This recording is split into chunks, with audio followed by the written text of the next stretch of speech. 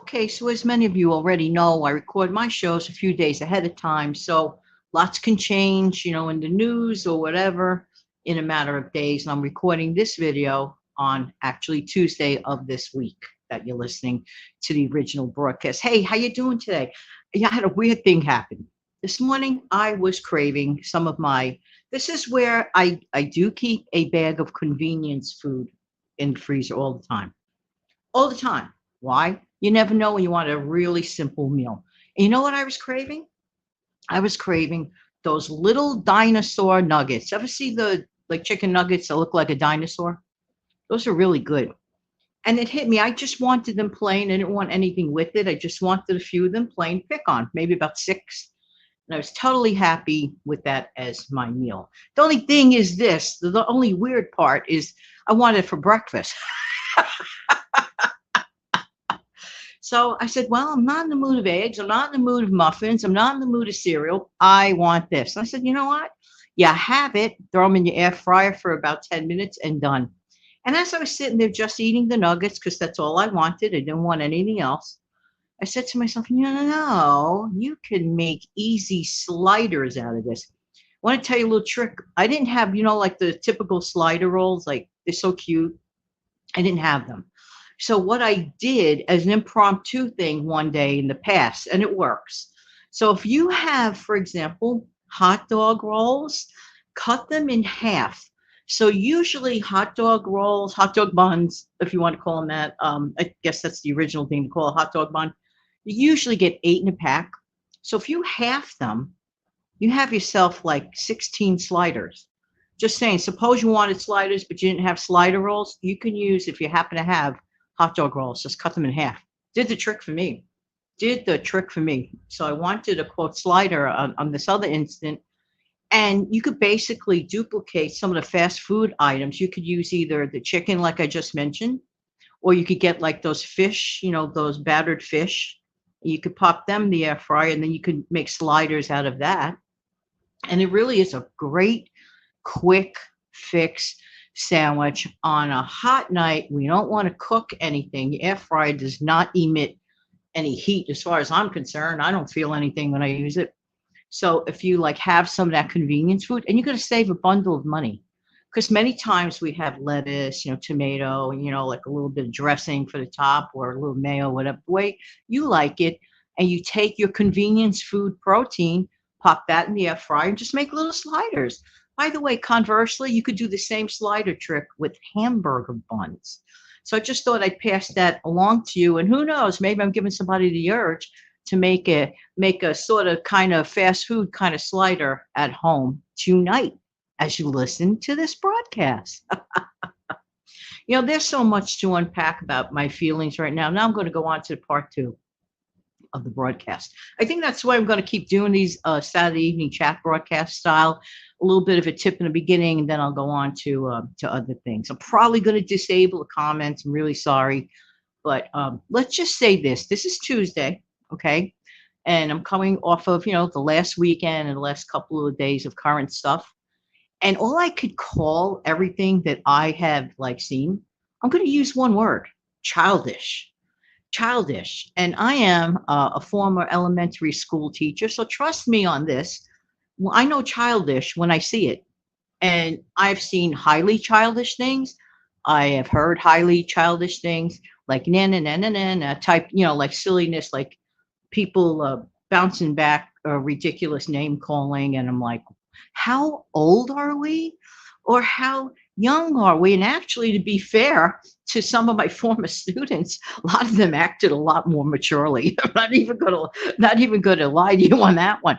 So there's like so much highly childish activity in my honest, it's like, wow, am I really hearing this? Like I asked myself, I can't believe it.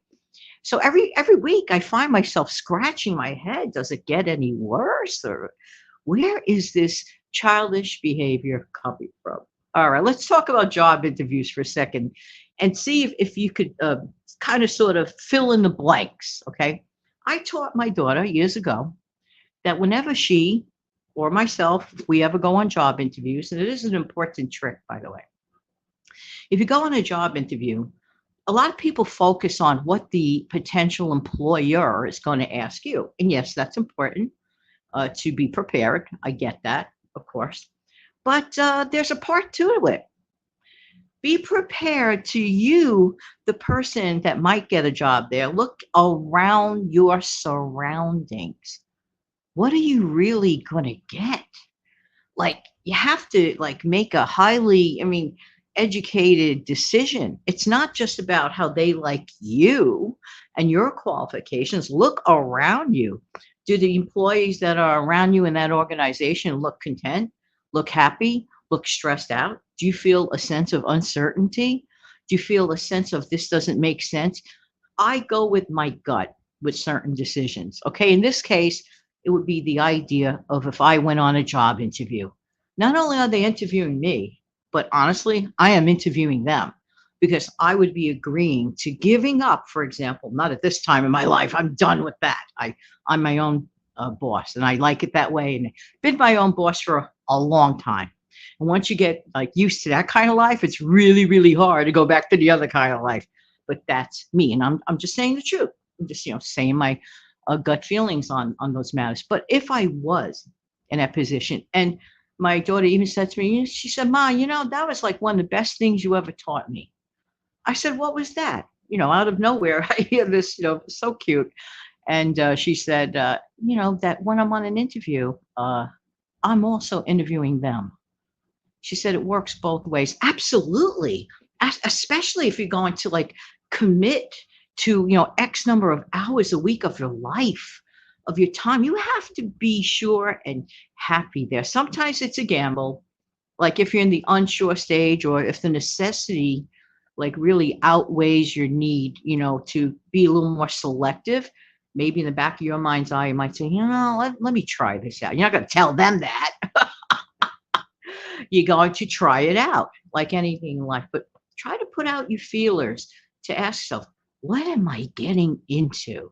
Okay, so getting back to the fill in the blanks, like in my observance of certain things that, like I said, I'm recording this a few days earlier than this actual broadcast is heard. My observation, I see a lot of childish behavior. I don't see any meat and potato answers to anything that might be of concern to me. What's important to me?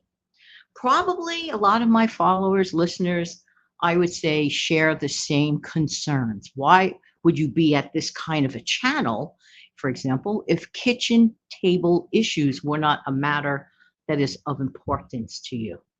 Not one time as of this date, on this Tuesday, July 30th, okay, the almost end of the month of July 2024, have I heard anybody talk about meat and potatoes, okay? Now, I talk about meat and potatoes in terms of saving money, but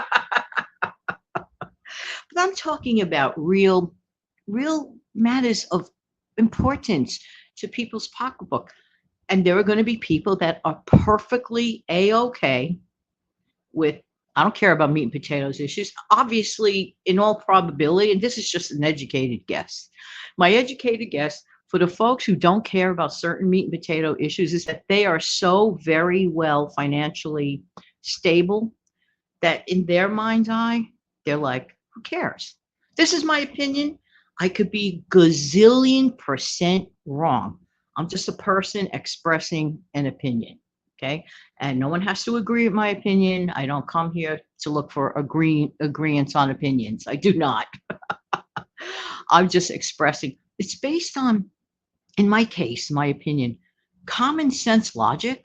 Okay. Like, wait a minute. If the person really doesn't care about certain meat and potatoes thing, when there are others, how many people, 44% of Americans at this time, according to a recent Consumer Price Index result, 44% of American people are in credit card debt. To me, that is extraordinarily telling to me.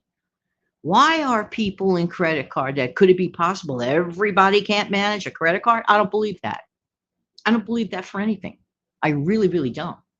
I do believe people can manage a credit card debt, but because of certain situations, other meat and potato things going on at the moment in time. They're like scratching their head and look, you got to eat. You see where I'm going with this? Got to pay bills. That's why I even said this in a past video. Ideas don't pay the rent. Okay. Oh, that's a nice idea. But if the person can't pay their rent, okay, this is real life. We have to brace ourselves. I am seeing, I don't know if you've noticed this, okay, as a viewer. Not only am I a content creator, I'm also a viewer. I am a viewer here, just like you. But I am seeing a lot of get ready, buckle up type videos. Be prepared. I mean, I'm seeing more like people urging people, in a good, kind way to buckle up. Because here's the thing: we live in a really uncertain time, financially speaking, in my opinion. And it could go either in a really, really, really better direction, in my opinion. Again, opinion, just my opinion. Or it could go in a really, really, really questionable direction. And looking back when I was, educator, school teacher, let me tell you something. You look around at the problems kids have. Now, this is back in the 80s. Just want to bring it to a reference point. This was back in the middle 80s. Kids in the middle 80s that I taught in my school, okay, which was a very disciplined school. Okay, it was private parochial school. You just cooperated or you didn't cooperate, and your parents would know about it, and so on and so forth, and they would have to deal with that. All right. So, okay. So some of the like issues like kids that I was teaching in the third grade had was like, oh, so-and-so stole my pencil. They would always say things like, "Oh, this one stole my pencil." And I used to love, some kids couldn't say the word has. They would say GOTS, GOTS. I'm like, GOTS, what's this? So-and-so got my pencil. I'm like, really? Well, maybe so-and-so has your pencil. We don't know that yet. But back then, so cute, so innocent, worrying about pencil problems. True story. True is all heck. Then when I was, quote, end of quote, promoted to teach grade 6, trust you and me, the problems were a lot bigger than so-and-so got my pencil. It was more and more like, oh, so-and-so has a crush on me, the preteen, tween thing.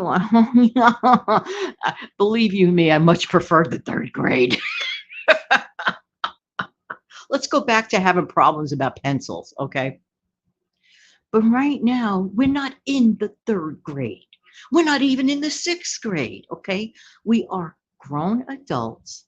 And just like the folks that we had to interview when we went on job interviews, we were silently interviewing by being observant, always respectful, always kind, do the correct thing on the job interview, the professional thing, and be prepared. Absolutely, positively, put your best foot forward on any given job interview, okay? Because it does make a difference. But I always say, be observant.